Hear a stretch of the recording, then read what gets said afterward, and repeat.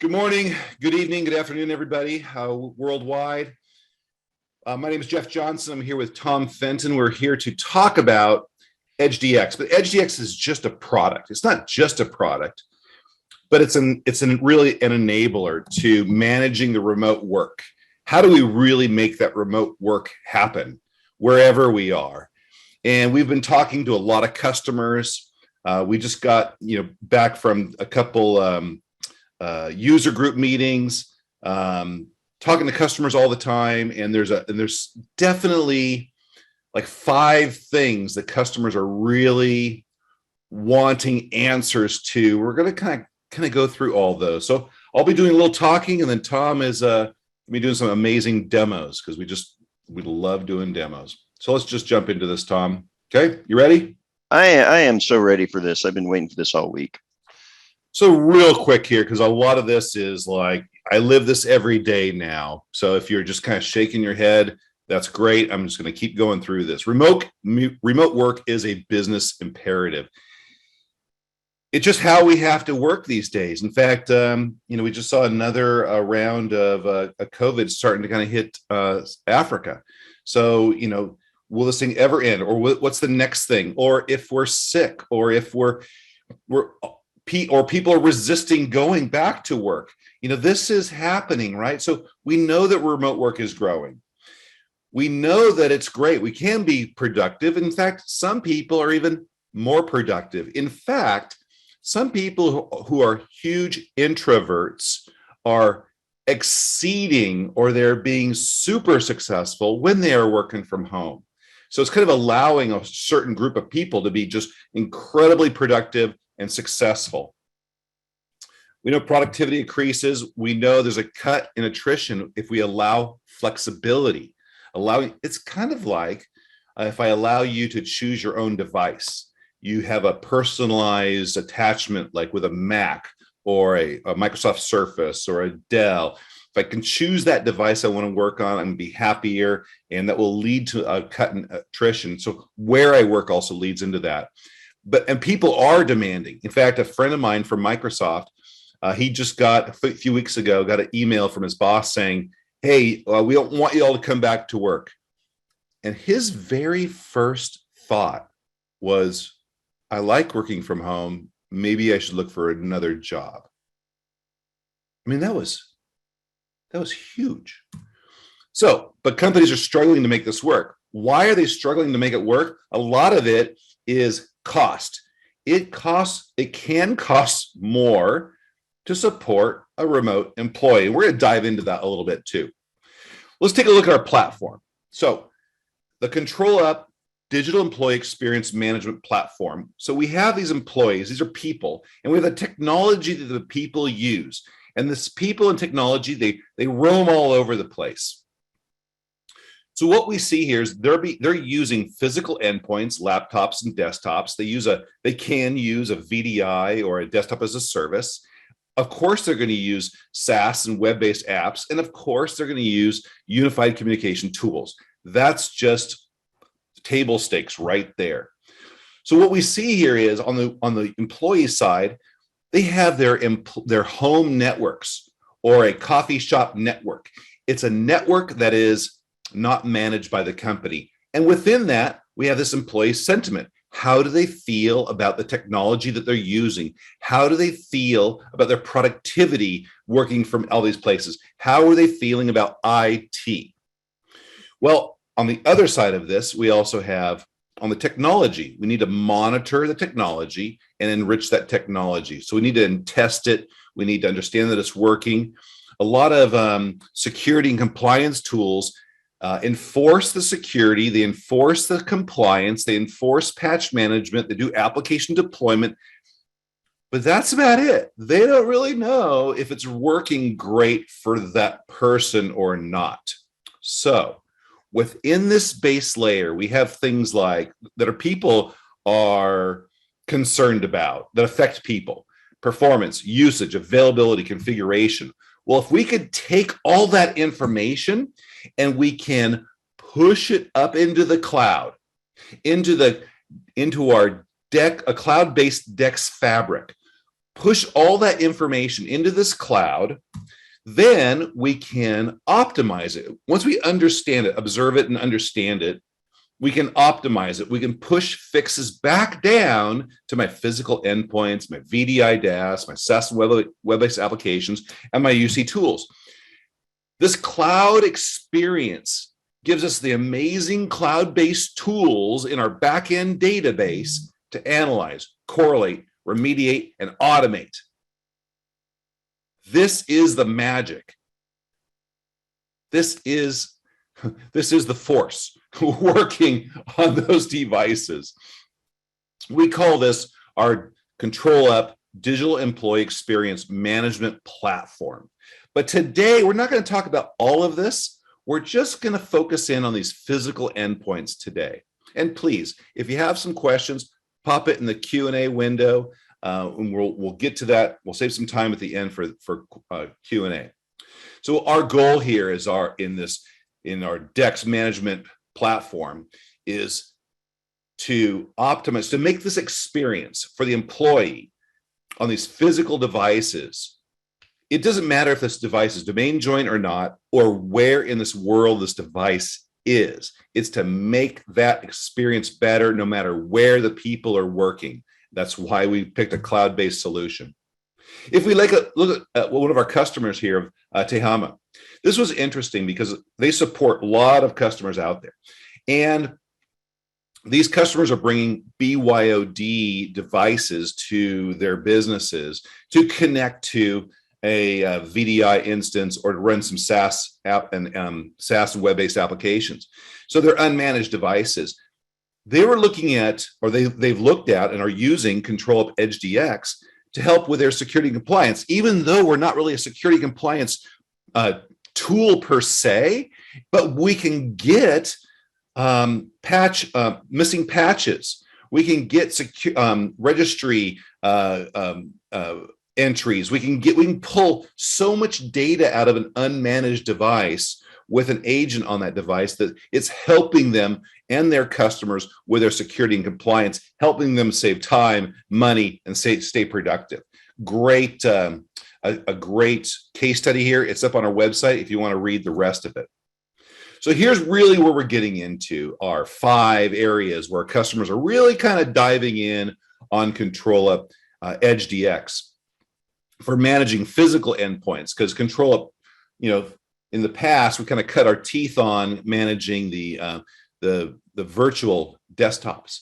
So what we'll be talking right now about is reducing the mean time to resolution with real-time device insights. Real-time, like understanding. Look at all these devices out there in the world, understanding what's going on with those. And Tom will show that. We'll be talking about measuring employee sentiment, understanding user activity, and work from anywhere visibility and assistance. And we'll take a look at, once you have all that, how do we do notification and automation? Automation, if something keeps breaking, how do we just automatically make that thing get fixed?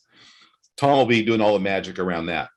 So first of all, reducing mean time to resolution with real-time device insights. Look at an average weekly support requests are up 20% since COVID started.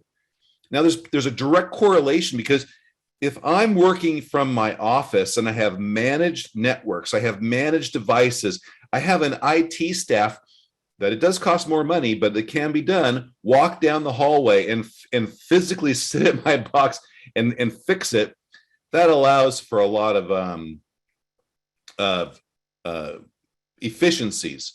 But what we're seeing out there is a lot of this depends on this remote network causing all kinds of problems.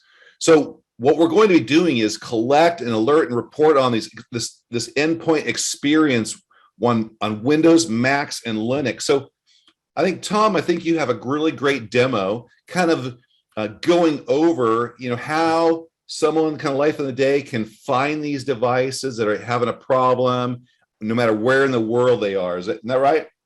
That's right. And if you go ahead, I'll go ahead and start sharing my screen here. There we go. Share. All right.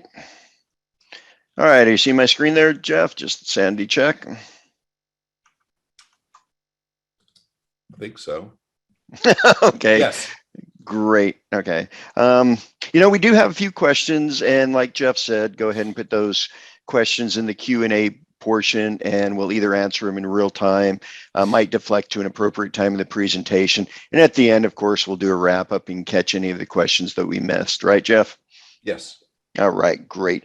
And I just want to comment on a few of the things that Jeff said. He said, we're working remotely is kind of de facto standard now. But what I'm starting to see is a lot of people with a hybrid mode. They go into the office 2 days a week, and then they work from home 3 days a week. And this really can be a challenge for the help desk people because you're dealing with a different infrastructure when you're in the enterprise. We went from having 10,000 employees at one location to having 10,000 employees at 10,000 different locations when we had to work from home literally in 2 weeks. And so this really adds some interesting dynamics to the help desk. And so now with people working from anywhere, you might have, 5,000 employees working from the office one day, and then literally within 2 days, everyone's working remotely, or they might be having a big event where everyone needs to work. We have that just a couple of weeks ago where we got everyone on for all hands, right? Right. Yeah, and that can really introduce some interesting dynamics into the help desk. And like Jeff said, Edge DX is a totally SaaS-based application, runs in the cloud. You don't have to do any infrastructure on your side. You just put a small agent. It's a very lightweight agent on the monitor, the system that you want to monitor. These can be Linux systems, they can be Windows systems, they can be macOS systems. And this agent just collects the information. You don't have to open any other ports onto it. It does everything over HTTPS, so you don't have to configure all sorts of crazy firewall rules. Pretty much you just install it and it runs. And like I said, you don't have to worry about the infrastructure at all. We take care of all that. And as you'll see through this demo, the infrastructure, our database is extremely quick. Any thoughts on that, Jeff, before I get started here? Well, it's kind of interesting because I know a lot of management, on-premises management tools. You have to, like an IT person would have to VPN in to use it, and they just open a browser, do a single sign-on, and then they're managing their worldwide environment. Yep, exactly, and that's what we're looking at here. This is a test environment. It's a rather small environment. It looks like we have about 57 devices, but we do have, I think our largest is 12,000 devices that we're currently managing under one site. Does that number sound right? I'm not sure, but I know it's basically almost unlimited amount. We're not really bound on scalability is not an issue. Right. Yeah, exactly. So let's take a look at this screen. This is the home dashboard. Real intuitive. You can see which applications are the most active. Again, this is a test environment, so Citrix Viewer is kind of the most active one, but we also see Google Chrome, Zoom meetings, a few different ones there. See how many devices are online, if we have any alerts. A lot of these we can dive into. And then down below, we have this nice geographical map that shows you where your devices are. And interestingly enough, in our company, I was talking to our help desk people. They were looking at this map, and they noticed that they started to see some devices over here in this area over here, where we didn't expect them. And so we were able to dive in, figure out what those devices are, and see if they were legitimate connections or not. So it's kind of neat to have that visibility. One of the issues that we saw early on in the pandemic were people were taking these devices home. They were hooking up to the home router, and people were calling in and saying, "Hey, my virtual desktop is down. My SaaS application isn't performing. What's the matter? My Zoom meeting runs like crap," right? Exactly. And we, being technical people, said, "Oh, let's take a look at the virtual desktop. Let's take a look at our infrastructure." But we found that it really wasn't on the back end. It was kind of on the user's end. I live in Portland, Oregon. We have a lot of We have a lot of old houses that have lath and plaster construction, which is basically a wire mesh or basically a Faraday cage. And so their Wi-Fi signal was degraded, but tech support didn't have the ability to go in and look at it. Now we do with Edge DX. In fact, on this map, we know this is such a common issue that we can take a look on our map and see it. And you can see the things in red. Here we have, some devices that are unusable. The Wi-Fi signal is so bad. So we might want to take a look at those and see what's going on it. We can dive down into them. Another thing we saw was network latency. Working from home. I don't think you have any kids working from home, but I work with two teachers. My wife's a teacher, my daughter's a teacher. And during the pandemic, they were doing all their lessons from home, which was fine. And then I had my son who was doing some gaming, and it just clobbered our network. The network latency just dropped. So we also have the ability to take a look at the network latency. And remember, the agent is running on the end device. And so it's actually collecting the information from the end device's point of view. And so this is the actual value that people are seeing. And of course, we can also take a look at things like CPU utilization and the bane of every administrator, that dreaded user logon duration. Thank you, GPOs, right? Oh yeah. And the thing is, I know I get beat down. I know you get beat down. User logon duration. After a while, you just give up, right? You just log on, walk away, and coffee, come back. Get another coffee, come back. And so people don't even report this anymore. It's just a given, but it obviously affects user performance and user satisfaction. So we also monitor that. I think we had a whole session, we had a whole webinar on logon times and how to fix them. And that was one of our most well-attended sessions. So it's very much still a relevant thing. Yeah, absolutely. Absolutely. So as with all things, there's a bunch of different ways you can dive in and take a look at a particular device. I'm just going to go ahead and click this right here, and it'll bring up those 4 devices in that location. We can see, network latency is horrible here. And Wi-Fi signal is horrible here. These Canadians, this is up in Canada, Alberta, Canada. We can see that, what's the matter with it? Alberta. Well, I'm sure that's Trenton. We know what's the matter with him. So yeah.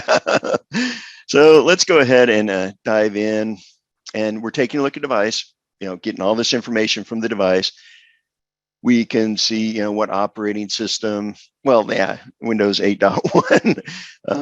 And this looks like a virtual machine because of the hardware. Take a look at, the wireless, what kind of wireless device is using, the SSID. But we know they're having a horrible latency issue. And sometimes the latency can be maybe just to the virtual desktop, or maybe just to a SaaS application. So we have the ability to monitor multiple network latencies. We basically go out there and ping them and get this information from them, right? Again, okay, we know we have a problem, but why do we have a problem? So Tom, it looks like we're going to 888, which is Google, and when ns.controlup and Cloudflare. And though 2 of those 3 or all 3 are all configurable. So you can kind of do latency metrics to the resources that are most important to you. Is that right? Absolutely. And so, like I said, we know we're having a problem here. Let's figure out if we can figure out why we're having a problem. Click one of those dots there, and bam! Wow! I mean, instantly we can see what the problem is. This is a trace route, and this portion in orange is 271 milliseconds from the device itself to the first hop, his Wi-Fi router. Yeah. So instantly we know what the problem is. What, 3 clicks, see that red, click on the red, bring up the devices, click on the device that you want, and click on a dot. So within this 3 type clicks, of information is it's not impossible to get for an IT help desk. They would have to walk the end user through a trace route and then have them tell them all of these metrics.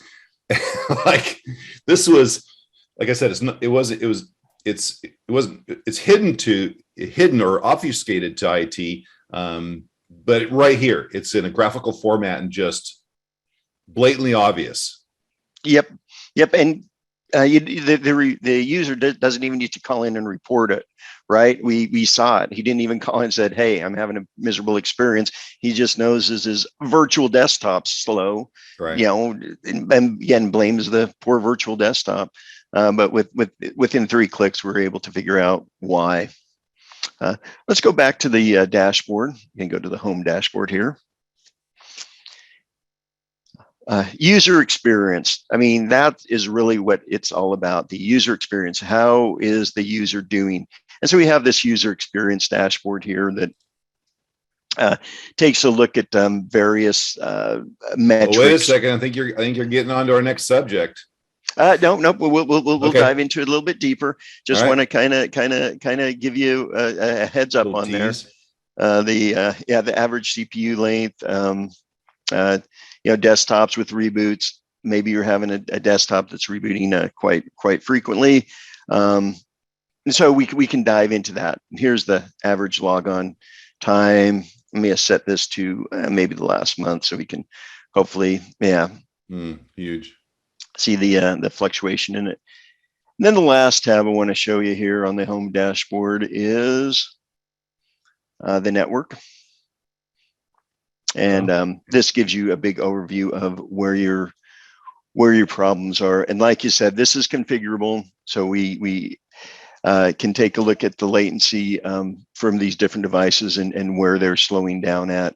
And, even the ISPs, not all ISPs perform the same. So in this case, it looks like Shaw Communications. Check that out.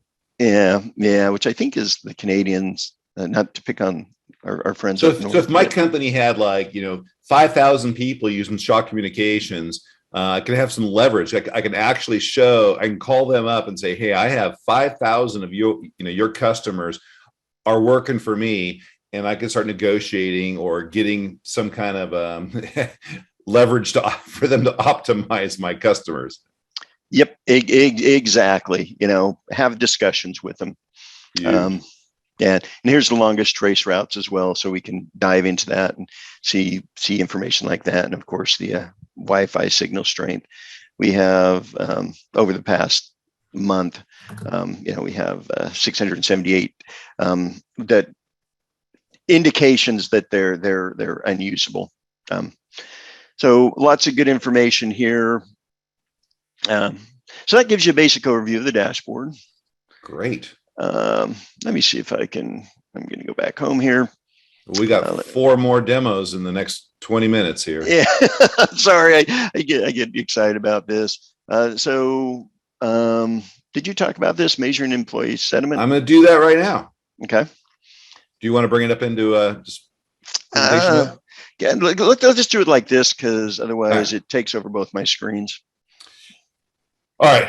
We just talked about, we're reducing that mean time to resolution because we can see what's going on with that client in a very detailed organization, detailed understanding of what's going on that device and the digital employee experience. But as we move on, we look at employee sentiment. So sometimes a lot of employees, what I've been reading, like right here, 68% of employees indicate technical disruptions impacting their productivity. Okay, but how many people do not call in and complain? Right? People would rather go to the dentist than call the service desk. So we could send out a survey saying, hey, because I can get really good information about the metrics, about their experience, but hearing from them can be a completely different reality. So we want to understand this human perception. So Tom, what do you have for me on measuring this employee sentiment? Right. Let me bring up my dashboard again, and dashboards.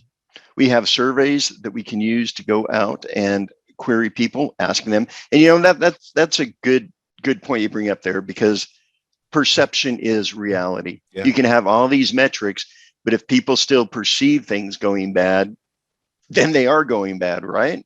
Right. And so we or what are they comparing it to? I could be comparing my brand new laptop that I just bought to my corporate device, and the corporate device has security compliance tools on it that kind of slow it down, right? So what is my reality? And I want to know that. Right, exactly. And so we can send out a survey, ask people questions, how they're feeling about things. You know, are you having a good experience? Things like that. And these surveys are really easy to put together. Let me go ahead and edit one of these guys. Boom. Oh, sorry, that guy's published, but we can make a duplicate of it. Boom of the day. Boom. All right. So first thing, you know, select the languages you want to put it out in. Currently, we support 4 different languages. Then you ask the name for it. You know, what's going to trigger it? When is this survey? And the survey just pops up on their endpoint device. So you want to specify when you want it to pop up on, when you want it to pop up. And then, of course, the questions that you want to ask them. And these questions you can, you know, have free text. You can have them select one, have multiple choice selections here. Man, let me scroll down here. So a lot of flexibility in that. You know, what machines, what groups you want to have this survey go out to. And then when you want the survey to go live and when you want to end the survey. So I mean, if that's really all there is to it. Everything's set up. It's simple. And it gets launched at that start time. And then, of course, it's nice to see the results of that. And so we have this nice sentiment dashboard. That sentimental, Tom. Sentiments dashboard. That's beautiful. I mean, it's simple. It's beautiful, right? And try to figure out. Well, I want to improve everyone's digital employee experience, but where's the baseline? Because I can look at baselines at a technology level, at a device, an application, or a latency, or a Wi-Fi, or whatever or a logon duration, and I can say that is my baseline at a technical level, right? But with this, I can set a baseline, or how are all my users feeling about the technology that we've given them? Yeah, you being a new age technical guy, you have deep feelings, right? So with that said, I mean, I wish I could go spend some more time, but it's so easy to set up and use that. Let's go ahead and go to the next slide, Jeff. Right. So there was our demo. Boom. Yep. So understanding the user's activity. So this is interesting because when, I think about when I first joined ControlUp, so many applications were given to me, and there's always like 2 or 3 ways to do the same job. And I may not be using the tools that allow me to do my job. I might not use the right tool, or the tool that will allow me to do the job the fastest, right? I might be using a different tool because I'm have more experience with that tool, or hate to say it, might be napping all day, half the day. Like, what is that user doing? What applications are they using? And I could use applications to figure out even licensing. Like, oh, no one's using this application that we have, right? So 61% of organizations are reporting they're wrestling with onboarding since the pandemic. Well, it's more than just onboarding, right? It's even just working through this worker. I can't walk around like in the movie Office Space, like, well, have you filled out that report lately? What we're doing here is we're really understanding what that user is doing minute by minute, hour by hour. Now, a lot of this information can be, in some countries, be very private. So we've kind of turned some of these things off by default, but they are there. So what applications are being used and for how long? Do you have a demo for this, Tom? I know you do.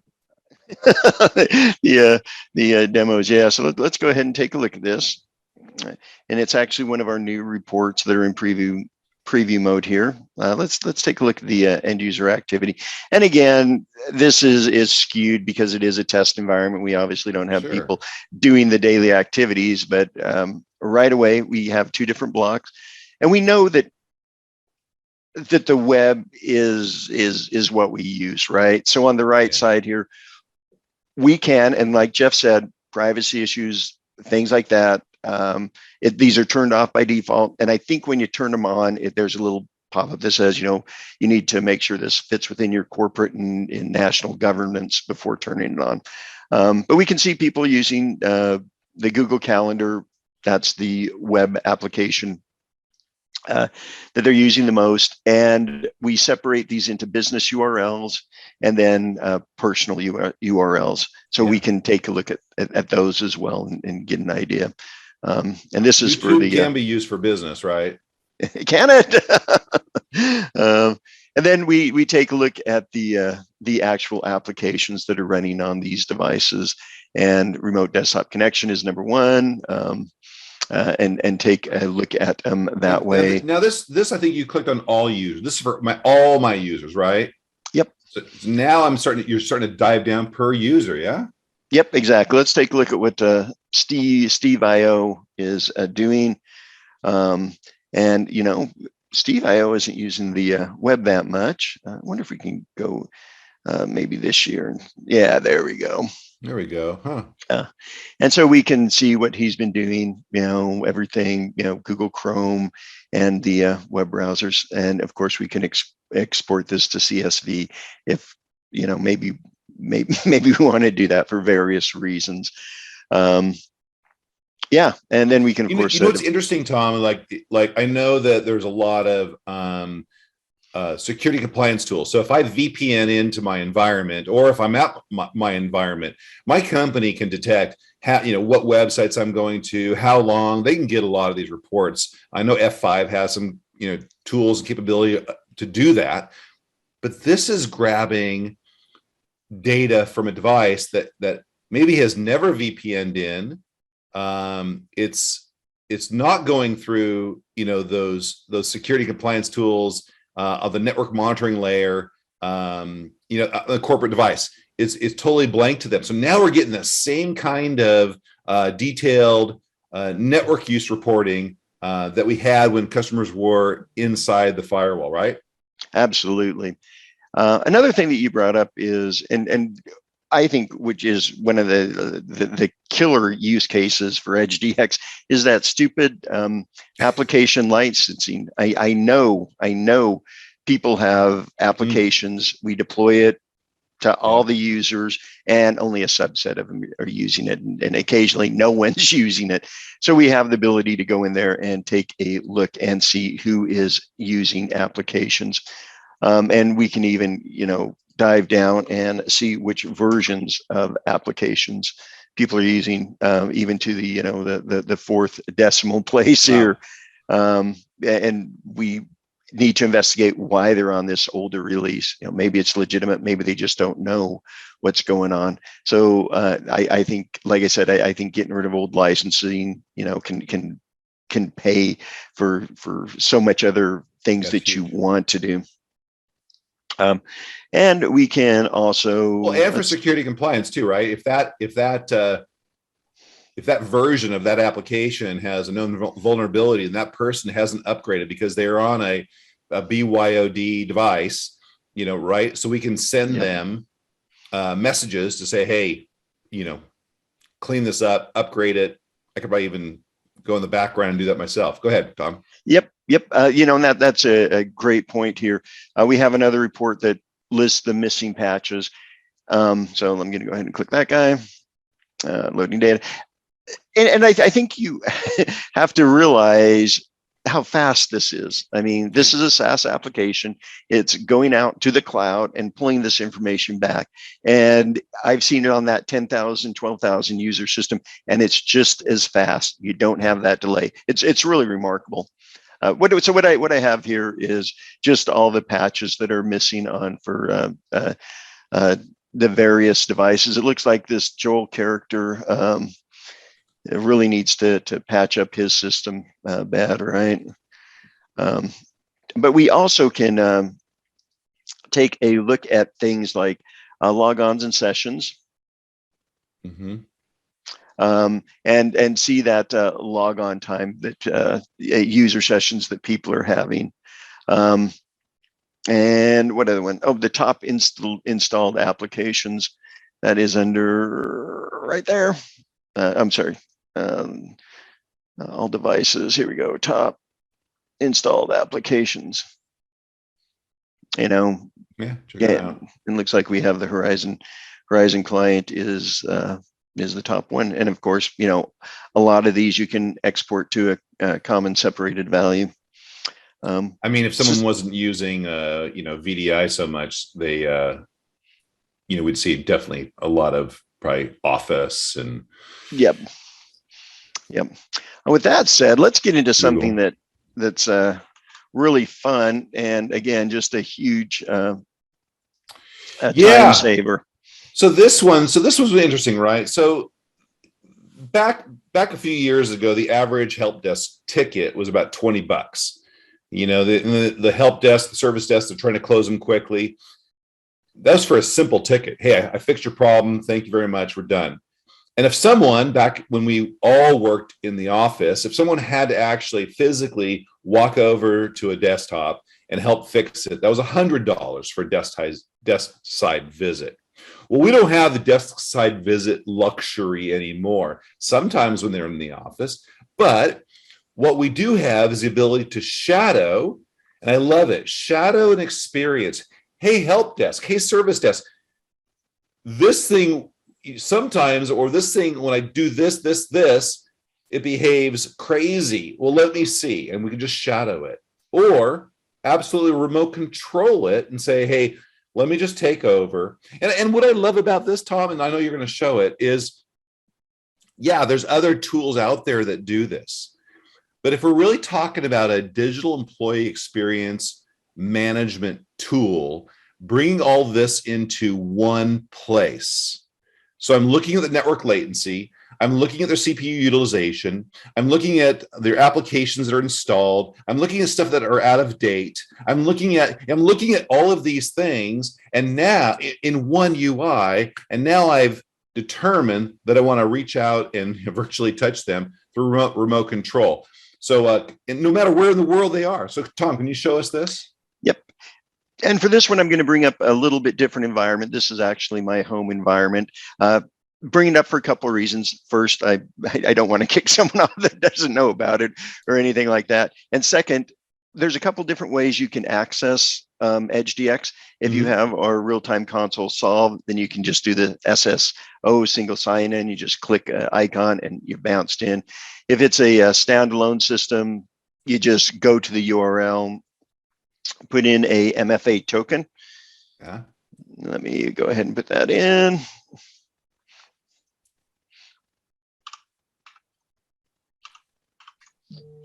Let's see if my typing skills are good. And this is my home environment. Like I said, I'm just a little bit outside of Portland, Oregon. So I have 14 devices here, and then I have a virtual device out in San Jose.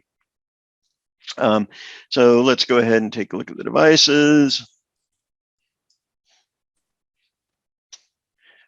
And so here's a Windows device. You know, you can sort, of course, by type of device. I'm just going to go ahead and pick this guy. Go in there and connect into it. PDX home user, I saw. You travel a little too much like Tom. And we have this nice assist tab. So we can do things like send a message.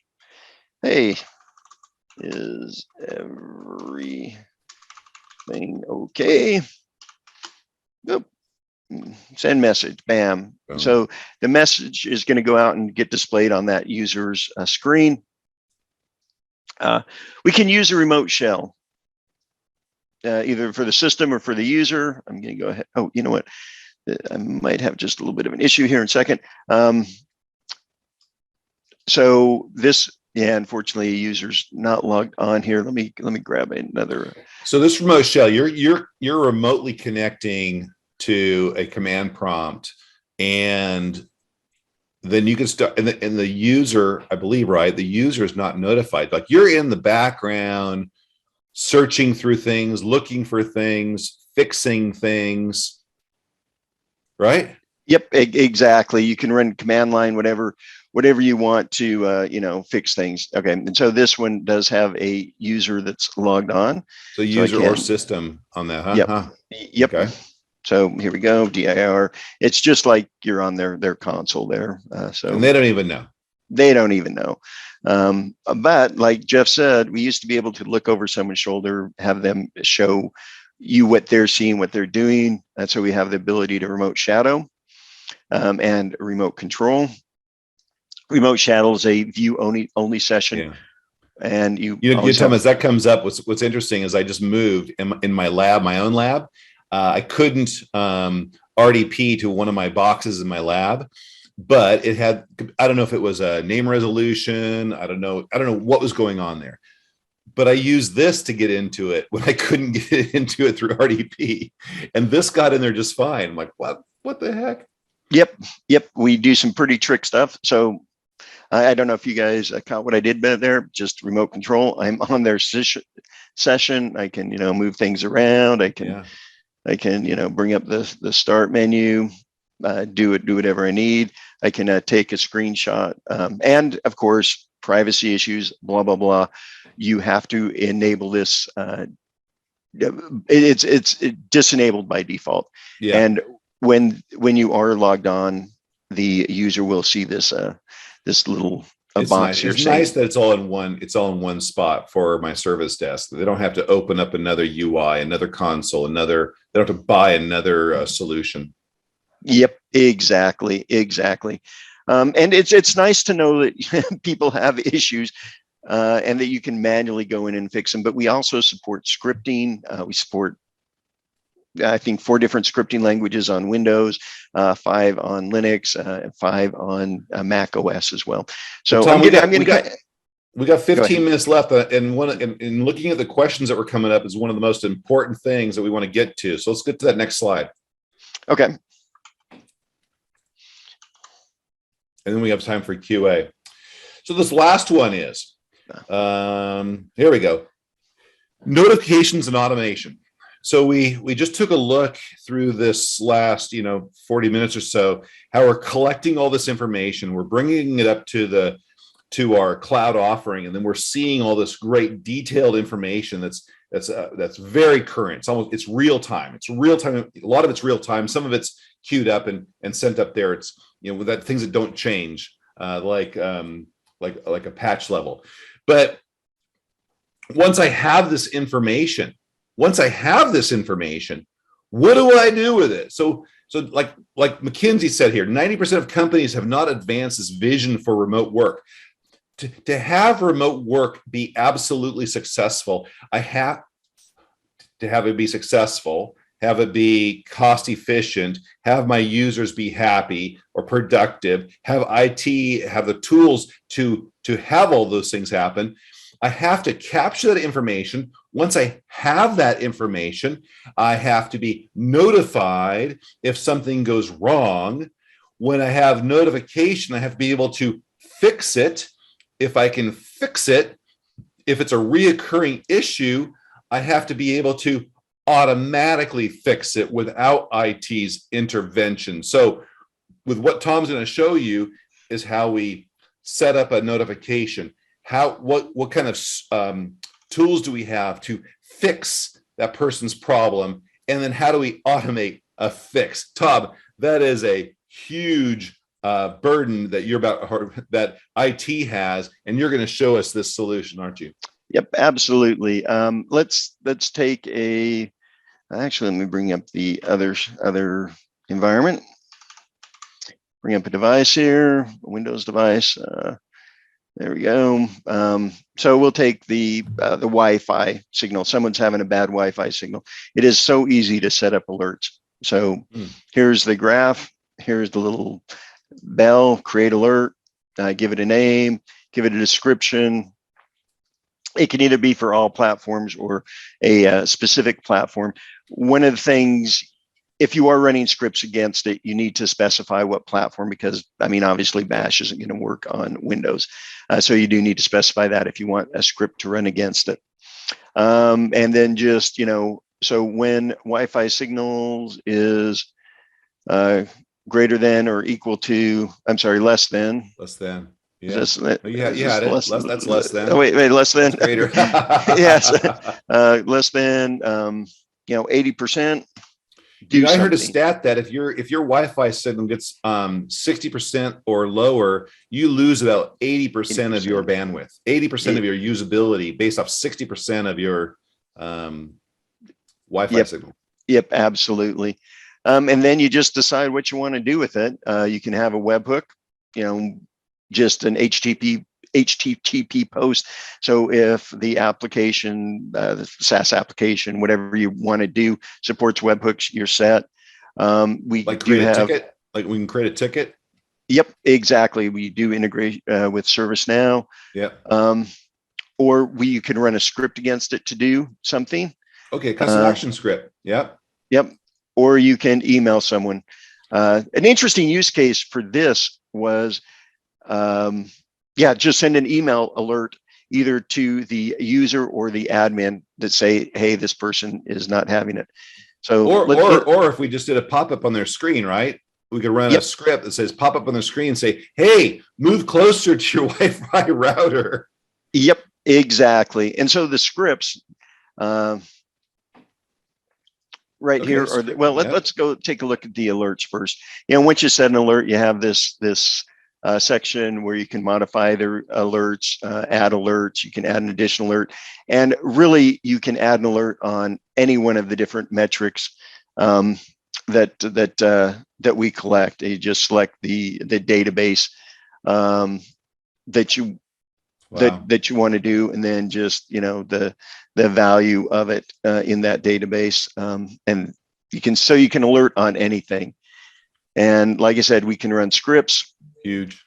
This is, by the way, we haven't talked about this, so these people are kind of getting a sneak preview.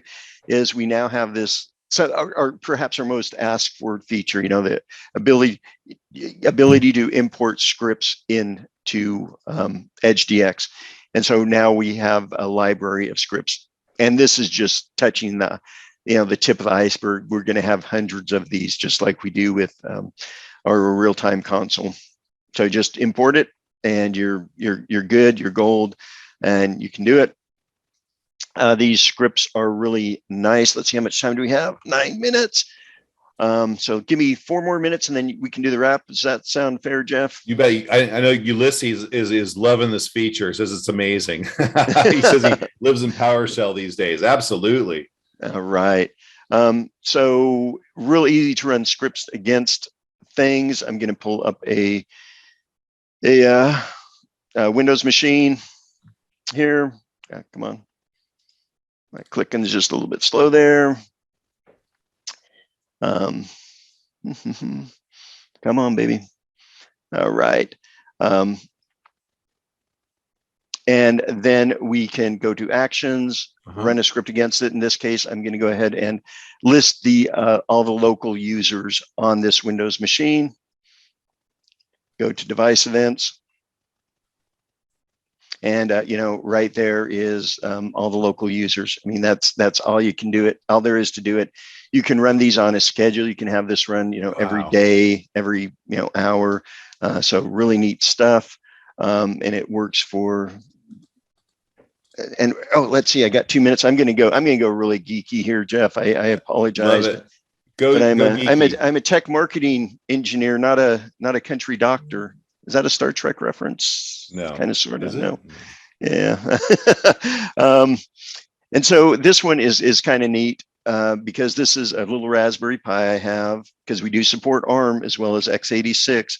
And I have a sensor, an external sensor that collects the temperature and humidity of my lab. And so I use that to collect the information. What? Yeah, sorry. And right there, it tells the temperature, humidity, and it writes it to this, but you can also write to that database that I was talking about. Wow. So right there, bam. There's all the I kind of want a information. humidity sensor in my humidor. Just saying. I'm not saying that's what the device does, but that's what the device does. You said lab. Yeah, well, I took it as humidor. Yeah. And right here, here's the information. Here's the device name, and I can create a custom report from this information. I think one of our engineers also installed the agent on their Linux home firewall and router to get a lot of the thermal CPU. Yeah. So, I mean, this database really is very important to Edge DX because through this demo, I mean, you didn't see any lag whatsoever. And that's the same whether you have, 50 users or 12,000 users. It just doesn't matter. It's just extremely performant. Let's wrap this up and open up the Q&A. So the biggest question I have for everybody is supporting remote work your strength or your weakness? Go to the next slide. Look at ControlUp's been around for a while now, right? Huge fan base, strategic partners. We're a global company. In fact, most of our employees work from anywhere. Absolutely. We have some of the largest names of people who rely on ControlUp for their digital employee experience management platform. So with that, Tom, I think there's that one last slide. This is our fabric. Remember, we do more than physical endpoints. We do VDI and DAS, SaaS and web applications, UC tools. Look for more webinars on that. And let's open up the Q&A. Matthew wants to know if we can get a trial license. Yep, absolutely. Just contact your ControlUp salesperson, and they can get you set up with that. Basically, you just deploy one agent, and it's working for it's 90 days, I think, right, for free trial. No, that's I think it's 30 days. 30 days, okay. Yep. Great. And how easy is it to install? I saw a question that it looks like we answered, but I mean, there's really just one agent you install. It's so easy to install. Whether it's on Windows or if it's on Linux, it's so easy. We support IGEL devices. We're starting to support Stratodesk, HP, ThinOS. We're working with them right now. So yeah. Wow. Did we nail the time there, Jeff? 4 minutes. Yeah. We're pros. We're pros. Yeah. Keep the questions coming in, please. This is a great opportunity to get someone who's a lot smarter than me, which is Tom, to answer a bunch of questions for you. I would be glad to get on the phone with people. Tom, what's your Twitter handle? It's at vdoppler. Here's a great question. Is it possible to create other dashboards? Custom dashboards are something that we are working on that is on a roadmap. So, shortly. And I'm just kind of looking through some of these questions. How far back can the data be tracked? That's a great question. It depends. Right now, I think we support 30 days, but we can go back further if people need to have the historical data. Yeah. Let's see. I think one of the things we just briefed on real quick is the Edge DX clients can be used on a domain or non-domain joined device, which is, I think, a huge differentiator. It's really interesting in that context of where the scripts run in as the system or as the user. I don't know about very many management tools that can run on non-domain devices. It's very much a differentiator. Well, that and the fact that you don't need to open up any firewalls. Literally, I mean, it goes over HTTPS. It is so slick the way that our engineers got it to work and so unintrusive. I wrote an article, a blog about how low of performance hit your systems take on it, and I ran a spec view on a system with and without the agent, and there was literally no difference at all. on that device. Let's see. Is Edge DX a complete separate product from the ControlUp console? It integrates with it. It is kind of a separate product that does integrate with it, and so you can either run it in conjunction because with that ControlUp consoles, that executable that runs locally, but then the Solve, you can get to it from Solve. You can get to Scout Bees from Solve. You can get to Edge DX from Solve. You can get to Remote DX from Solve. Yep, exactly. Or it could be standalone too. Yep. Yeah. I'm not sure about the question about for non-company device, is there a EULA? I think there's a EULA when you install the device, when you install the app. But then you could do an unintended install for just like any other application. Yeah. Yep. You can just feed it. Tom, I think we're out of time. Okay. Hey Tom, what is your favorite feature of Edge DX? Oh man, yeah. Well, I was going to say that open database. I just think the fact that you can pull in information from it, put information into it. I know that's a little bit, I don't know if that's a feature. Well, it's kind of a feature. What's yours? Mine has to be the automated alerts, or because when alert happens, if this is something that's an ongoing problem, if I have a fix for it, it's a known fix. So if I can set up that trigger and I can just have it fixed automatically, then that person never calls my service desk. Yeah. Right. As simple as that. They don't even know it was broken. So maybe it was broken for a second and they're like, well, that's interesting. Hey, I want to thank everybody. I want to thank everyone for attending. It was great to see everybody. I thought the dialogue was fantastic. Look for the next one we want to do, maybe a little more technical one. We could just dive down one of these 5 components we talked about today and do a whole hour on that probably, which would be great. So I want to thank everyone. Have a great day.